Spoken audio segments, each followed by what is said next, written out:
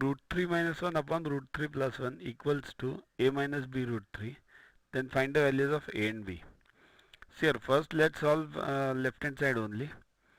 What we have to do is multiply the left hand side with the conjugate of the denominator. Now what is conjugate?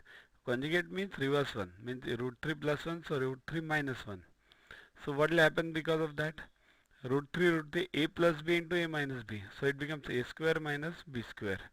So, and above it is root 3 minus 1 the whole square. Right? You are getting it.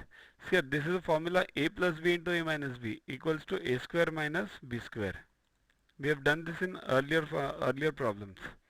So this becomes root 3 square means 3, 3 minus 1 is 2. And this a minus b the whole square. So this becomes a square minus 2ab plus b square.